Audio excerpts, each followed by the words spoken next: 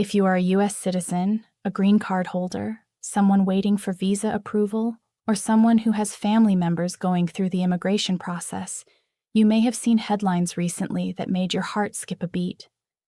Maybe you saw something about new visa laws, about renewals being impacted immediately, or about changes that could affect your status or your family's future. And if you felt a wave of worry or confusion when you saw those words, I want you to know that I completely understand. Immigration is personal.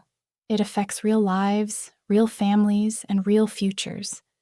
So when headlines use words like warning and immediately, it's natural to feel concerned. But here's what I want to say to you right at the start of this video. My goal today is not to scare you. My goal is not to add to the noise or the confusion.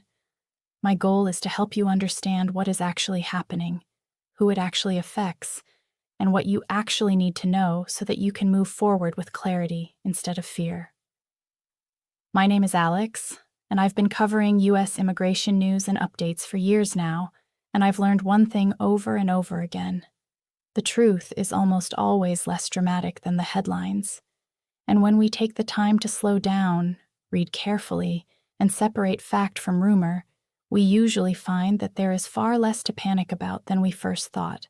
So in this video, I'm going to walk you through what these so-called new visa laws are really about. I'm going to explain who they apply to, and, just as importantly, who they do not apply to. I'm going to address the myths and the misunderstandings that are spreading online, and I'm going to give you practical, realistic guidance on what you should do and what you should not worry about. This is not about politics. This is not about opinions. This is about facts, explained clearly and calmly, so that you can make informed decisions for yourself and your family. Before we go any further, I do need to say this. I am not an immigration attorney. I am not a government official. I am not someone who can give you legal advice about your specific case. What I share in this video is educational information based on publicly available sources, official government statements, and general immigration principles. If you have a unique or complicated situation, or if you need guidance tailored to your personal circumstances, I always encourage you to speak with a licensed immigration attorney or an accredited representative. But for general understanding, for knowing what's going on and why, that's what I'm here for today. So let's begin by addressing the core of this issue. What are these so-called new visa laws, and why are people talking about renewals being impacted immediately? The first thing you need to understand is that immigration law in the United States does not change overnight. Laws are passed by Congress. Regulations are created by federal agencies. Policies are announced publicly and usually include comment periods, transition timelines, and clear effective dates. What we are seeing right now is not a brand new law that was passed in secret and went into effect without warning. What we are seeing is a combination of policy clarifications, enforcement priorities, and in some cases, existing rules being applied more consistently than they have been in the past. Now, I know that might sound vague, so let me break it down more specifically. In recent months, there have been announcements from U.S. Citizenship and Immigration Services, from the Department of Homeland Security, and from the State Department about how certain visa categories will be reviewed, how certain renewal applications will be processed, and what additional documentation or verification might be required in certain cases. These announcements are not laws. They are policy updates. And while policy updates can absolutely have real effects on real people, they are not the same as a sweeping change that affects everyone across the board. Let's talk about who these updates actually apply to. The majority of the policy changes we are seeing right now focus on specific visa categories, particularly work visas such as H-1B, L-1, and certain employment-based green card applications. There has also been increased scrutiny on visa renewals for individuals who have had prior issues, such as gaps in employment, changes in job duties, employers who are no longer in good standing, or applications that were approved under conditions that are now being reevaluated. There has also been increased focus on fraud detection, meaning that applications that appear inconsistent, incomplete, or questionable in any way are being flagged for additional review. Now, I want to pause here and say something very clearly. If you are someone who has always followed the rules, who has kept your paperwork in order, who has been honest and transparent in your applications, and who has maintained the status you were granted, these changes are not targeting you. The vast majority of people who renew their visas, adjust their status, or apply for green cards will continue to do so without major issues. Yes, processing times may be longer. Yes, you may be asked for more documentation than you were in the past. Yes, the system may feel slower and more bureaucratic than ever, but that does not mean you are in danger. It means the system is doing what it has always done, which is process applications carefully and thoroughly. Let me also be very clear about who these updates do not apply to. If you are a naturalized U.S. citizen, meaning you went through the full citizenship process and you took the oath of allegiance, you are a U.S. citizen, period. Your citizenship cannot be taken away except in extremely rare cases involving fraud in the citizenship application itself, and even then, it requires a lengthy legal process with court involvement, evidence, and the opportunity to defend yourself. These visa policy updates do not apply to you. If you are a U.S. citizen by birth, whether you were born in the United States or born abroad to U.S. citizen parents, you are also a U.S. citizen. These updates do not apply to you either. If you are a lawful permanent resident, meaning you have a green card, and you have maintained your residency, you have not committed any crimes, and you have not abandoned your status by living outside the U.S. for extended periods without permission, then your green card is secure. Green card renewals are routine. They happen every 10 years. And as long as you continue to meet the basic requirements of being a permanent resident, renewing your green card is a straightforward process. Now, let's address some of the myths and misunderstandings that I have been seeing online, because these are causing a lot of unnecessary fear.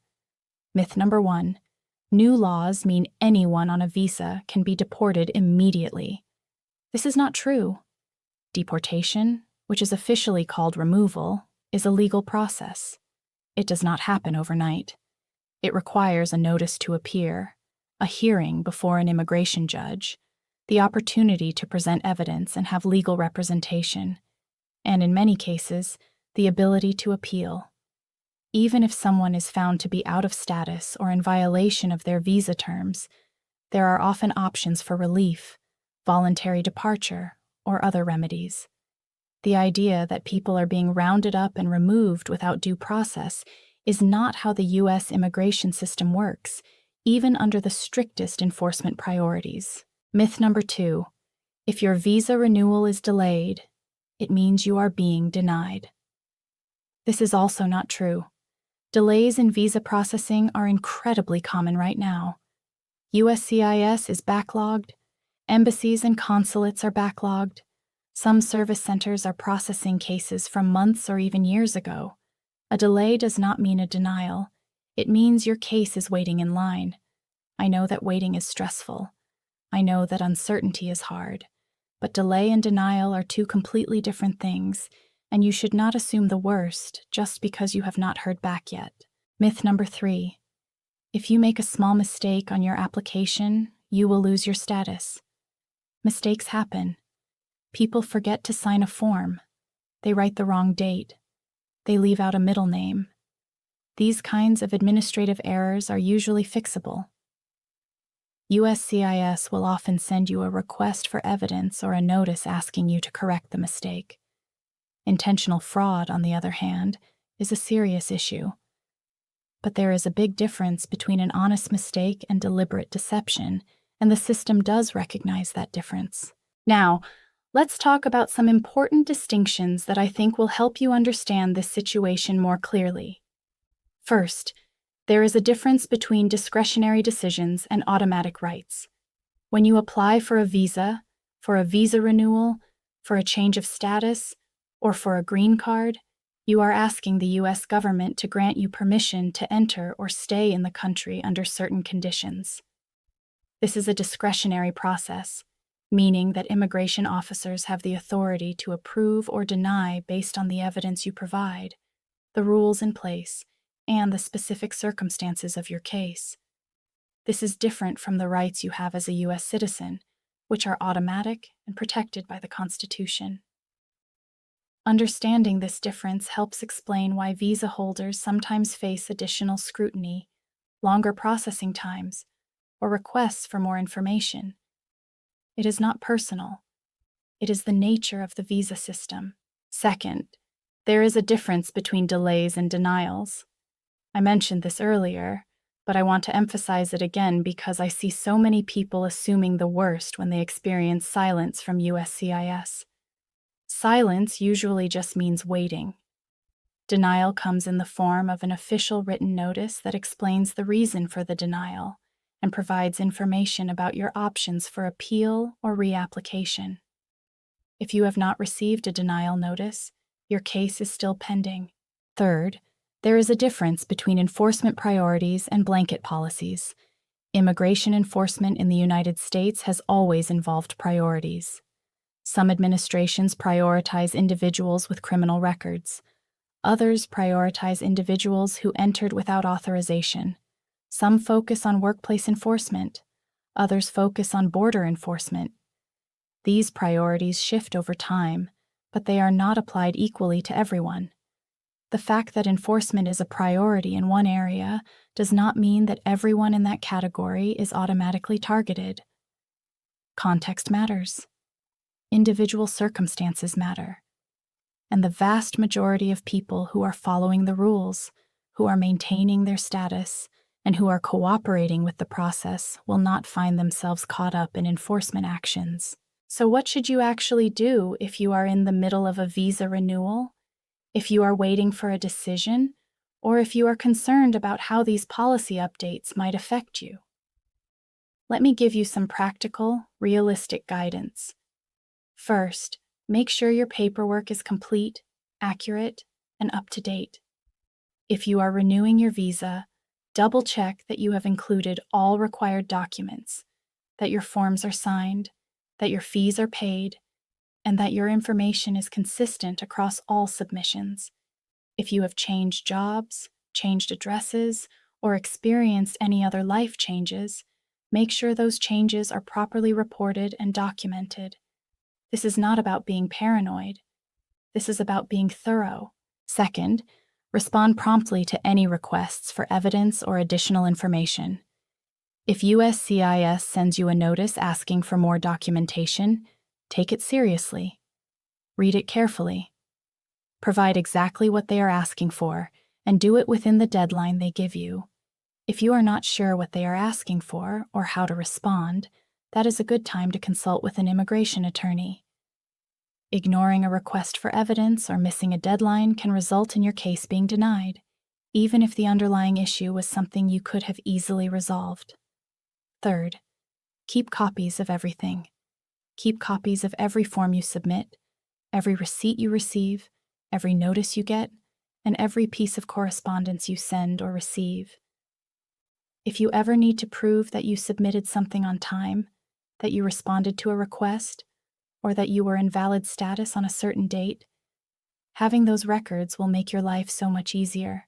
Fourth, do not rely on rumors, social media posts, or secondhand information for important decisions. Immigration law and policy are complex, and the details matter. What happened to someone else may not apply to you. What you read in a Facebook group may not be accurate.